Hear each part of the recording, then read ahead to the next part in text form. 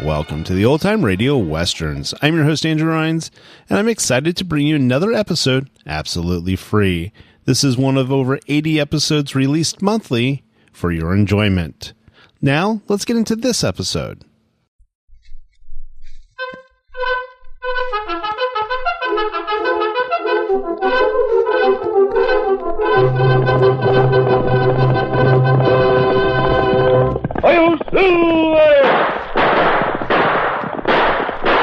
A fiery horse with the speed of light, a cloud of dust, and a hearty Hi-Yo Silver, the Lone Ranger.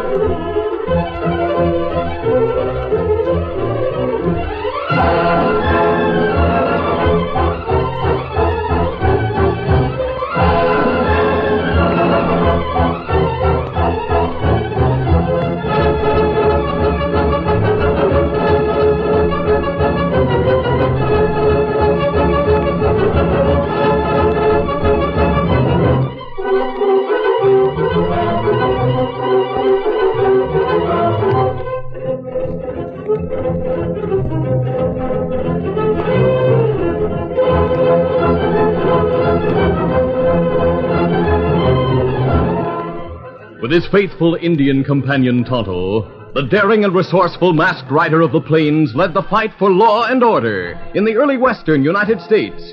Nowhere in the pages of history can one find a greater champion of justice. Return with us now to those thrilling days of yesteryear. From out of the past come the thundering hoofbeats of the great horse Silver. The Lone Ranger rides again. Come on, Silver! Let's go, big fellow! Hi-yo, Silver! Hi!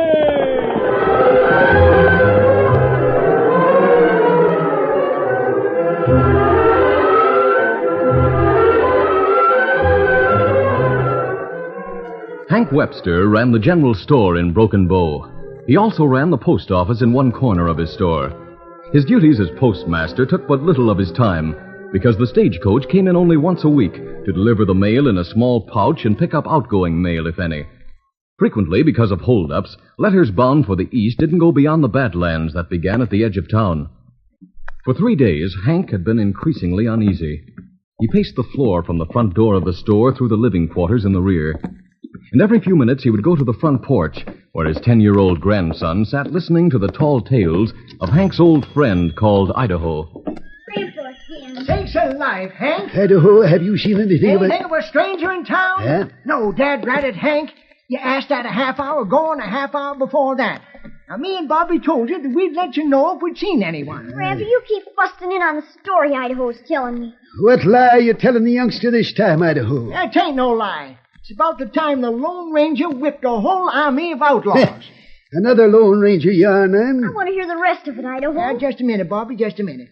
Hank, what makes the man you're looking for so all-fired important? Who is he? Where's he coming from? Virginia City. Well, does that make him important? No, but J. Stuart Hamilton does. I've heard of him. I reckon you have, Bobby. Hamilton's one of the biggest men in these parts. Isn't he the man who's backing the new railroad? Yep. Most every night while I'm working in the cafe, I hear someone talking about Mr. Hamilton. And Hank, I understand Hamilton's sending $1 million worth of jewels to St. Joe. Where'd you hear that? For sakes alive, Hank, don't jump a man. Where'd you hear about the jewels? In the cafe. It's general talk that Mr. Hamilton aims to sell his wife's jewels so he can raise the cash to finish that railroad that he's interested in. Doggone. I hope that'll be kept secret. Not much secret about it. Everyone's wondering where he'll sell $1 million worth of jewels. It ain't that much, but it's a lot of jewelry. Hank, he'll have to sell them in an eastern city, won't he? Yep. And Virginia City's west of here. That means he'll have to send them through this town. Sure he will. That's just why I'm so all-fired worried. Oh, wouldn't be no chance for crooks to steal them between Virginia City and here. No. But after they leave here, they'll have to be taken across the Badlands no matter where they're going. That's going to be downright risky. Don't I know it? Doggone, I wish that messenger would get here. He's bringing the jewels? No. Idaho, I'll tell you something. Yeah? The jewels have been hidden in my store for the last week. Sakes alive. I've been waiting word as to what I should do with them. Why don't Hamilton let you know? Well, he's got to find out where to send them, where he can sell them. He's waiting to hear from several agents in St. Joe and Omaha and other places. As soon as he hears, he'll send a messenger to me. And I sure wish he'd come. Idaho, you were telling me how the Lone Ranger saved your life when you were up against a gang of outlaws. Yes? They were shooting at you from all directions when you heard hoofbeats coming fast. Yeah? You looked up and saw a big white horse charging down the hill. There he is. Huh? Here comes the messenger. You see that stranger on the white horse? Oh, yes. Golly, that horse looks like... Oh, the rider isn't mad. Guess it couldn't be the Lone Ranger. Say there, stranger, you looking for me? Don't know whether I'm looking for you or not. You don't know. Well, sakes alive, if you don't know, who does? I'm looking for Hank Webster. That's me. Can't you see the sign there on my store? Hey, mister, what's your horse's name? What's his name? I call him Chief. Why? I'd call him Silver if I owned him. You wouldn't. Like the Lone Ranger. You know the Lone Ranger? Nope. Wish I did. Idaho knows him, don't you, Idaho? Well, that is... Idaho don't know him any more than I do. But get to business. You got something for me? Yeah, we'll go inside the store. Yep. I'd like a witness to sign the receipt. Would you step inside too, Idaho? I sure thing. Hurry back, Idaho, and finish your story. All right, Bobby. I came from Mr. Hamilton in Virginia City. I guess you've been expecting me. I sure have. And I'm glad you got here. Are you going to take the jewels? Careful. Oh, that's all right. I can trust Idaho with my life. I hope so. To answer your question, no. Huh? The man who's going to take them will be here today or tomorrow. Well, does he know whether to go? That's contained in this letter. He'll be riding a white horse, and he'll be wearing a mask. A mask? Yep. He'll identify himself by showing you a silver bullet. Great day. You seem to know who I mean. The Lone Ranger. Yep. He's the one man who could be trusted on a mission like this. He'll see that those jewels get across the Badlands safely. Just give him this letter. It has all the information he'll need as to where they're to go. Meanwhile, Bobby was wide-eyed as he left the porch and stood beside the messenger's white horse. To the boy, it resembled the horse of the Lone Ranger. Daddy, I won't hurt you. I just want to scratch your neck. I'd sure call you Silver if you were my horse. Silver, oh boy. Stand still, Silver. I'll put the reins over your head where they belong. There. Wonder if I can get to that saddle. Steady, Silver. There. Oh, golly, this is a fine saddle. Hi-oh, Silver. Hi-oh, Silver! Away! Bobby! It's Bobby! The horse is running away. Come back! Come back! That horse is wild! Hang on, Bobby! Hang on! Don't fall! It's a runaway. Come back here. We gotta get after him. Idaho, get horses. I'll get him. I'll help you saddle. Let me borrow a horse!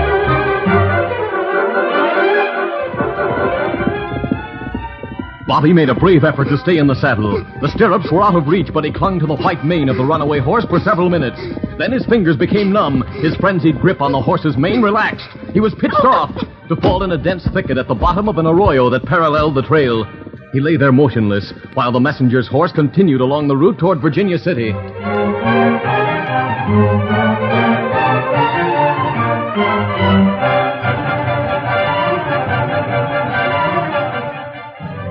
When Bobby regained consciousness, he heard men's voices at the top of the arroyo. The boy couldn't see the speakers, and he was too weak to leave the place where he lay. All right, here's the point, Slick. I know how we can get the Hamilton jewels that are being sent east. Only trouble is, we don't know who's going to carry him, or what direction he'll be heading, or when he'll go. I know how to find the answer to both questions. How? I got my information from a gent who works for Hamilton in Virginia City. You see, Hamilton has put all the instructions in a letter to the postmaster at Broken Bow. All we've got to do is get that letter. How can we get it? Steal it from the post office. Listen, Slick. An old galoot named Webster runs the post office in connection with his store. Shouldn't be hard to find the letter. Only thing is, we've got to act fast before the jewels leave Broken Bow. But when Webster learns that the letter's gone, he'll tell Hamilton it was stolen and the plans will be changed. Oh, no, I got it all worked out. That letter will likely be locked in Webster's safe. Now, you wait around until the store is closed. Then get inside and bust open the safe. You're good at that. I can crack most any safe that's made. Bust the safe and take whatever cash there is in it as well as the letter. Then make a copy of the letter. When we know how the jewels are being sent across the Badlands, it'll be easy to get them. All right. I copy the letter after taking it and the cash from the safe. Then what? And take the letter and the cash to the living quarters behind the store. A man named Idaho sleeps in a small bedroom. Tuck the cash and the letter under Idaho's mattress. Then join me at the cafe. You'll be waiting? Yeah. Idaho works there. We start a fight, and Idaho gets killed.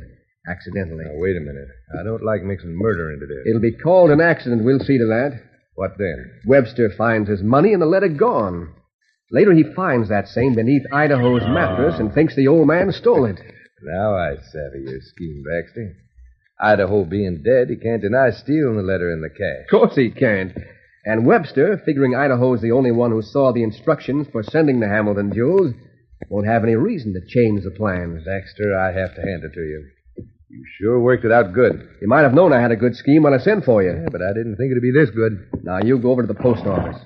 Wait around till the store's closed, then get started on your part of the job. All right, Baxter, I'm on my way. I'll meet you later in the cafe. Get it. Get it. Come on.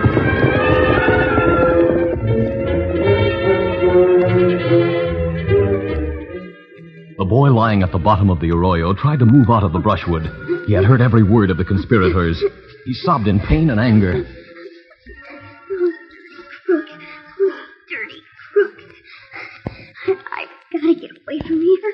Though weak and dazed, Bobby tried to stand. He clutched the bushes for support. As he gained his feet, fierce pain shot from his ankle. It was more than he could endure. Unconscious for the second time, the brave lad slumped to the ground.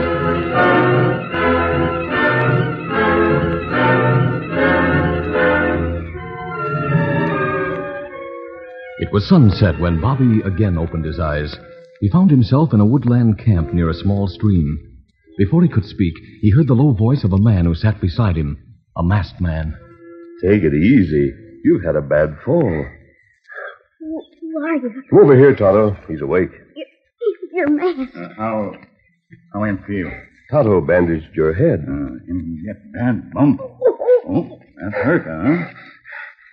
Thought it was my ankle. Your ankle's badly sprained. You'll be all right 2 or 3 days. Where am I? We found you near the trail. Were you thrown from your horse? Yeah. Where am I now? Oh, a few 100 yards from where you fell. We needed water, so we brought you here. Now I remember.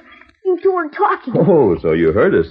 We thought you were unconscious. You bet I heard you. Here, hold on. I know all about your plan. No.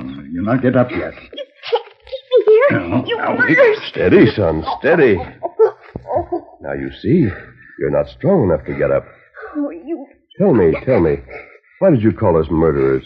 I heard you planning to kill my friend, rob Grandpa. Well, who is your grandpa? I won't tell you. What's your name? I won't tell you a thing.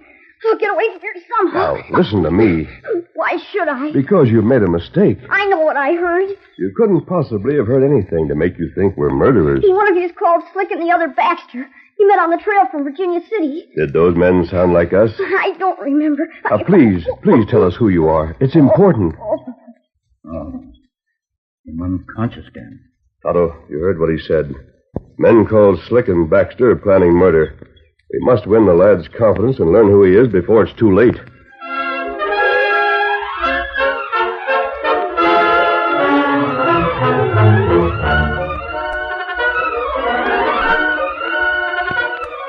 the curtain falls on the first act of our Lone Ranger adventure. Before the next exciting scenes, please permit us to pause for just a few moments.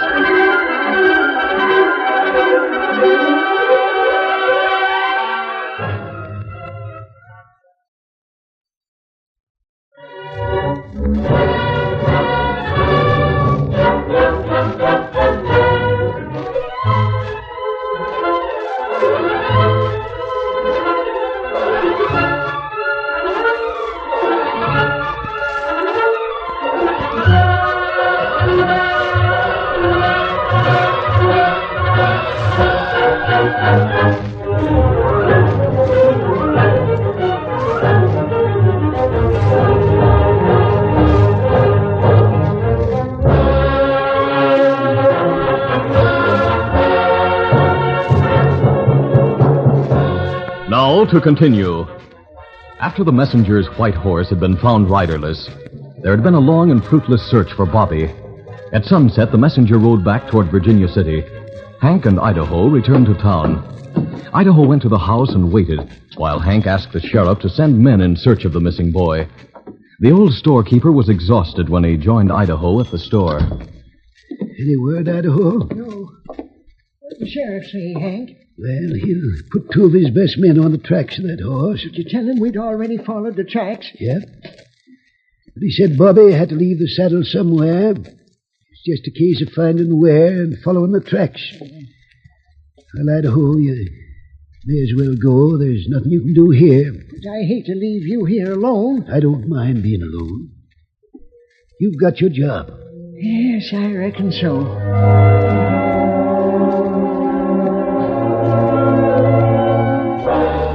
Tonto went to town for a doctor, but found there was none available. He returned as darkness gathered over the Lone Ranger's camp. The masked man had given first aid, and Bobby lay in a coma. From time to time, his lips moved. His voice was barely audible. Doctor, get help. The Lone Ranger leaned close, trying to catch a word that would tell something about the boy's identity. Can you hear me? Maybe we take boy to town. Maybe someone know him. No, Tonto. He's too ill to be moved. Wait. He's trying to speak. Silver. Silver? Silver, oh boy. Lone Ranger. Where's the Lone Ranger? Wasabi. How do you know? Can you hear me, son?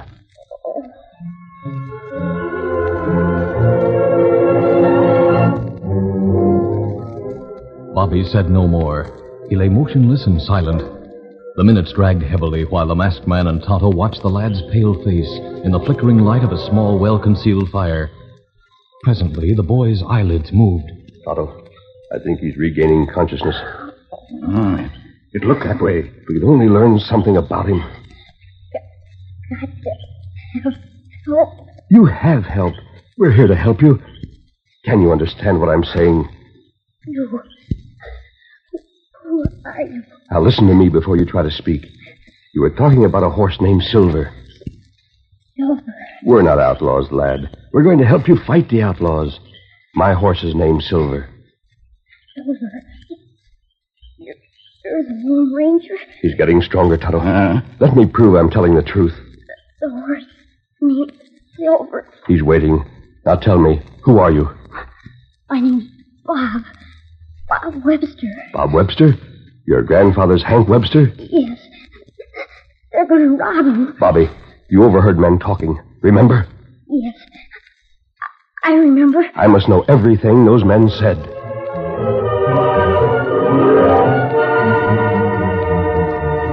Hank Webster had been pacing the floor impatiently while he waited in the slender hope that one of the sheriff's men would bring word of his grandson. Presently, he heard a horse stop in the rear of his home. Why are they stopping in the back? He waited, listening, then started toward the rear. Curious. He opened the door to Idaho's room, then fell back in surprise. Steady, Webster. Masked. Bobby sent me. Bobby? Where is he? What's happened to him? Tell me. What do you know about the boy? Going to be all right. But where... He's in my camp. He's had a bad fall. There was a slight concussion, and I thought it better to keep him in camp until morning. Where's your camp? Why couldn't we find tracks? Steady, Webster. Look at this. Money? I mean this. A letter. Where'd you get that money? The letter's more important than the money. It's from Hamilton. Here, see for yourself. Where'd you get that? It was beneath the pillow on Idaho's bed. Oh, no, I don't believe that. Not Idaho. Give me that letter. Now, wait. That letter was in my safe. Do you know a man named Baxter? No, I'd never heard of him. Or anyone who's called Slick? Oh, no. I want to know about... They're the ones who stole this letter. They put it under Idaho's pillow so he'd get the blame. Now, where is Idaho? Oh, she here. How do I know you're telling the truth? How do I know you're not the one who busted the safe? The letter tells you about the man who will carry the jewels from here. Yeah, but... He's to identify himself with a silver bullet. Yes.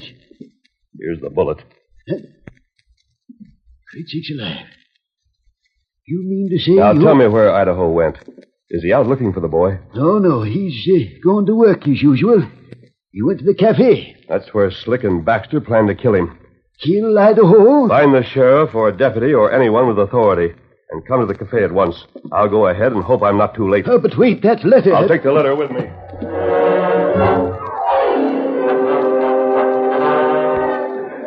Baxter and the man called Slick stood just outside the cafe. They glanced through the doors long enough to locate old Idaho near the rear of the large room. He was waiting on a table. You see him, Slick? Yeah. I'll go in and start talking to him, see? We've been over the scheme before. We're going over it again so you don't make any mistake. I'll go in and start talking to him. You come along and bump into me. Savvy? Yeah. Then you get sore about it. Right. We start an argument that leads to drawing our guns. I know. When men in the cafe see gunplay start, they'll duck for cover. There'll be plenty of confusion, during which some bullets will fly wild, and one will hit Idaho. You'll see to that. Yeah. All right, let's get it over with. Go in and start talking to Idaho.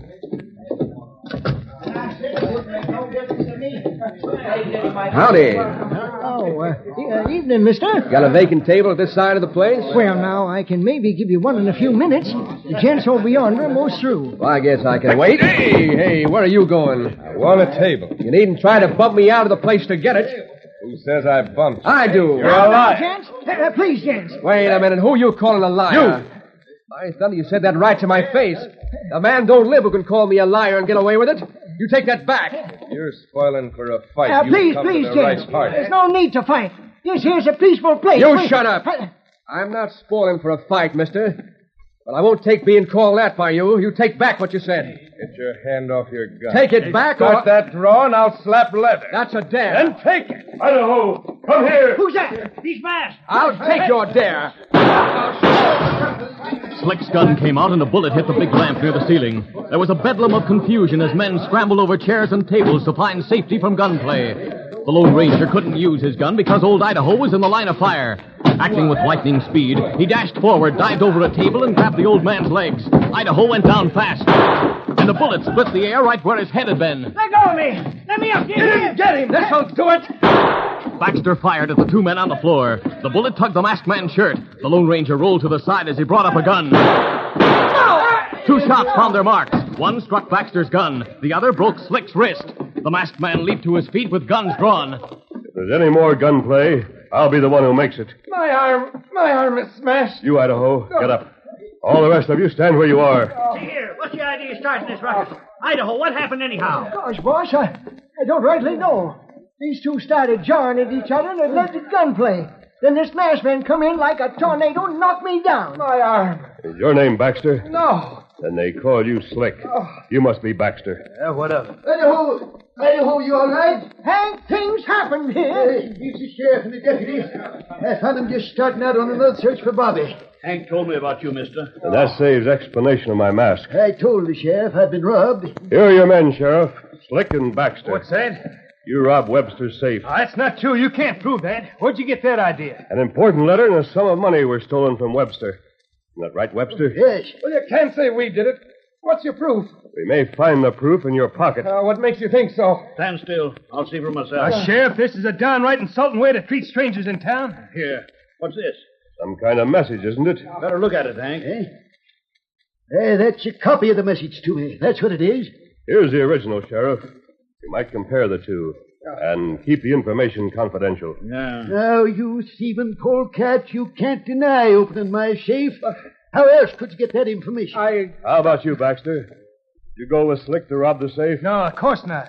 I was right here in the cafe at the time. At what time? Why, well... How do you know what time the robbery took place? You were in on it, and that proves it. It was your idea, Baxter. It was all your idea. You're in as deep as I am. Now, shut up, I you. won't take the rap alone. You got me into this deal. I have enough to lock you both up. That will do for a start, Sheriff. When you check your handbills, you may find these two wanted for some other holdups in the Badlands. Come on, you crooks. Get going. All right, take it easy.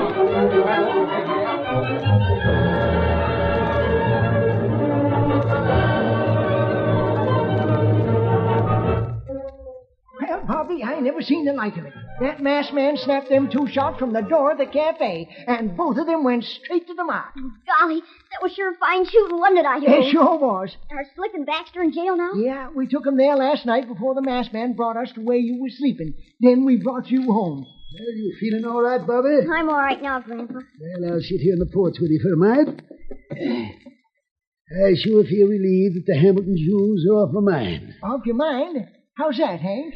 They've been hid under the floor for the past week. What? That's why I've been so worried. I was fit to be tied, waiting for word as to how I was to send them east from here. And now you've sent them? Yep.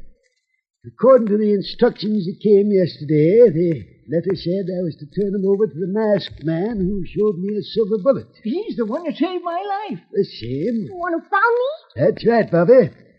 By now, he's halfway across the Badlands, and I reckon Hamilton can just relax and feel sure he'll get his cash to finish the railroad. Hank, who in tarnation is that masked man? Well, you should know, Idaho. You've been bragging to Bobby how he saved your life so many times. Huh? He is the Lone Ranger.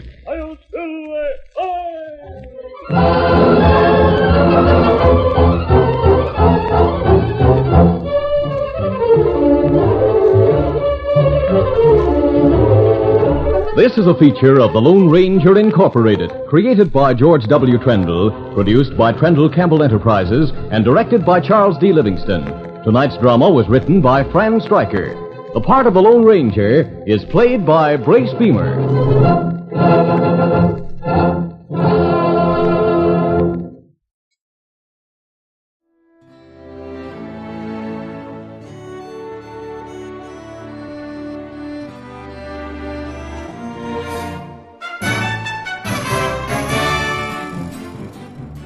This has been a presentation of OTRWesterns.com, and we hope you enjoyed. Please take some time to like and rate this episode within your favorite podcast application. Follow us on Facebook by going to OTRWesterns.com/Facebook, and subscribe to our YouTube channel by going to OTRWesterns.com/YouTube.